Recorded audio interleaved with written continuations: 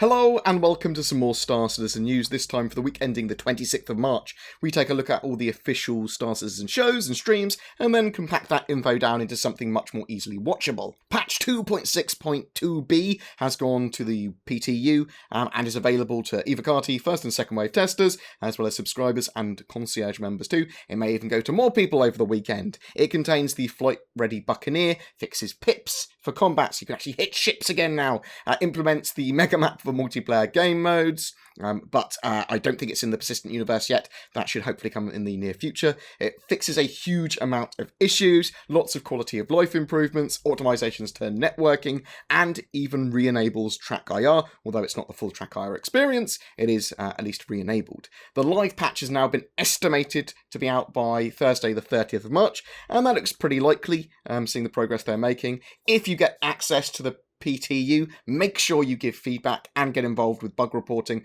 and prioritization. It is the chance to have your say and kind of help influence the direction of the game, and if you don't like the way something's balanced, say. It's constructive areas to do that all over Spectrum now. The newsletters come out as well. I'll put a link to that in the description below. On that, it talks about Big Benny's vending machine and RSI subscribers. If you're interested in becoming a subscriber to Star Citizen, and you don't need to, it gives you some extra little perks for the game. And if you join by April 17th, you will receive a Big Benny's vending machine hanger flare, in addition to the other rewards that you would get with subscriptions normally.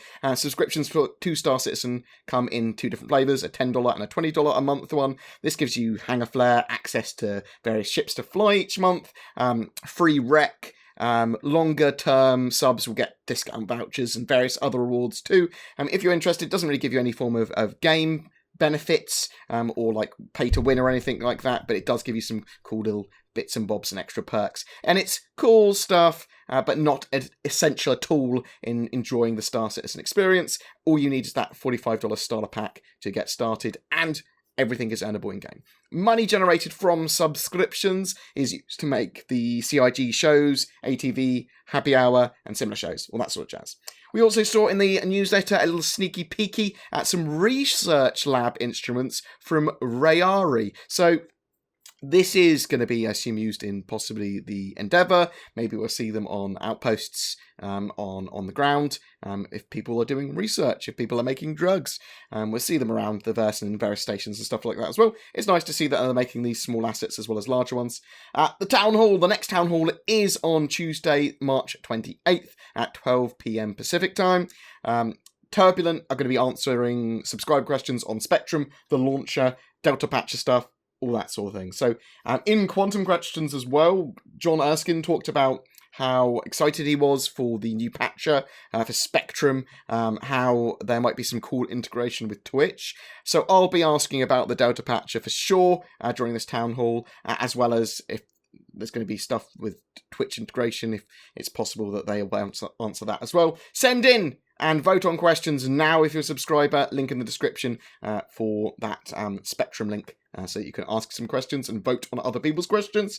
There was an ATV from LA, so that was what they were focusing on the studio update this time. They've got the Drake Buccaneer Flight Ready, created a dual mount for its spine as well as getting its LODs, damage states, VFX, and flight balance all sorted.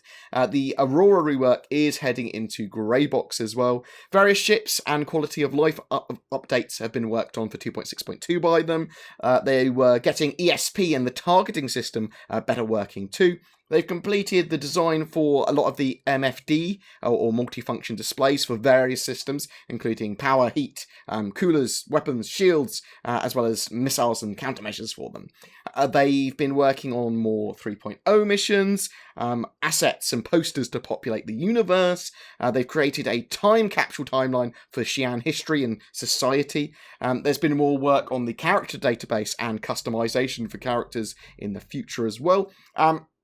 They've also worked on shop entities, the new shop entity that retrieves inventories from the back end based on object containers and saves them persistently.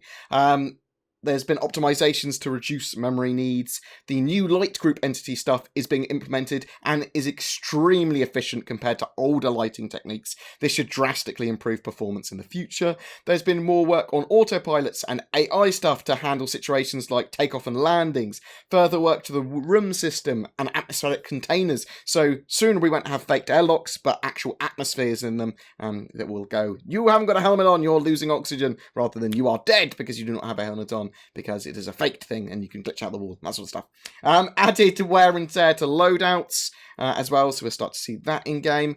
Started work on the entity owner manager, which will manage ownership and like lifetime of entities in conjunction with back-end persistence stuff. So objects based on their importance will like despawn if they left there for a certain amount of time, that sort of stuff, and it works out what is important, what is not. Bullet casings are not important, they will despawn very quickly. They're also working on scanning subcomponents, and they do talk about scanning in general briefly as well. Pinging is a method where a wave is sent out like a ping, and will detect objects within range. So that could be objects, ships, players entering and exiting quantum drive. Also, they talk about the angle of focus, which you will be able to adjust, which, like, the angle smaller, it will give you like more range, but at the cost of area of effect.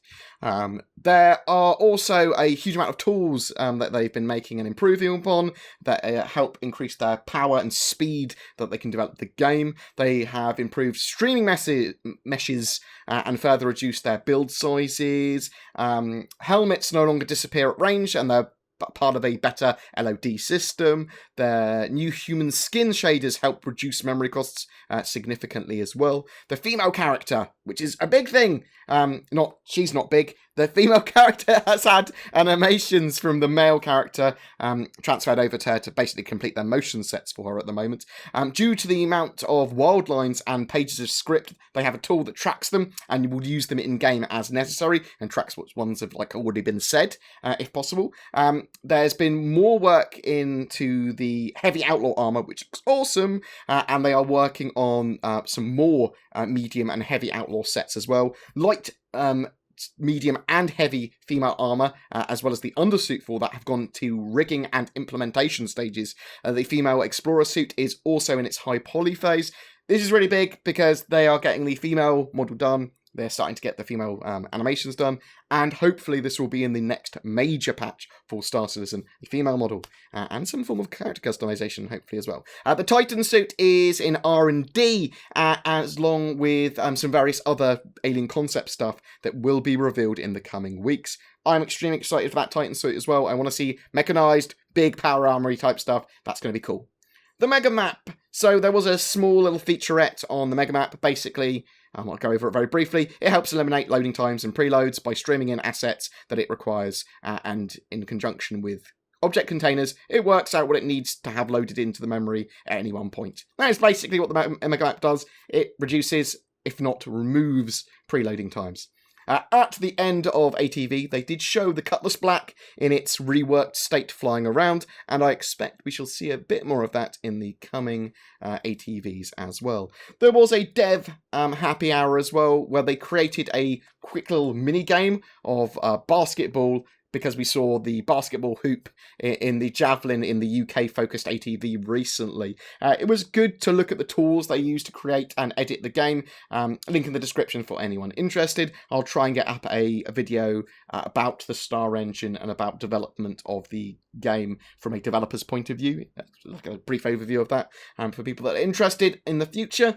Some other news. Ben briefly talked about the new Banu ship and the 600 series on Spectrum. The new Banu ship is defensive in nature, and the 600 series is a sleek luxury craft. We will look at that in a bit more detail next week, along with some other news. Early next week, there's a few other bits I want to go through with Vulcan and with optimization and some of the future of Star Citizen, as well as other pieces of news that have been sporadically chucked around our faces. The details of the new Banu ship and its price, as well as its name, should be with us very soon, I suppose, as well as its date of concept sale. It was planned to go around the end of March, so we should see that very soon. And that's kind of it for the news. It is my 32nd birthday. Happy birthday to me. I didn't remember how old I was until I actually had to check earlier.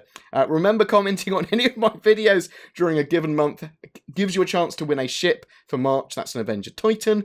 Thank you so much for the amount of donations and love I have received recently. I will be going out drinking with some of that donation money that I've been receiving for the stream and today. So thank you very much, guys. You are absolute legends. I will have drinks on you. Please let me know if you are interested in being an RSI subscriber and why, or if you already are one and why. I'm interested to know that sort of stuff. Because if it doesn't give you any real game benefits, are you interested in just the hanger flare and that sort of jazz? Does that sort of thing interest you? And is that the sort of subscription that you would like to support? Are there any questions that you'd like to ask about Spectrum or the Delta Patcher or functions of the Patcher? I might steal some good ones to ask. For those of you so inclined, I do have Patreon to help support the channel and t-shirts with my beautiful face on. Links below. Please don't forget to like and subscribe, as it really does help me. Check out more in-depth looks at the news and other videos like the Buccaneer and 2.6.2 as well. And I will see you in the verse.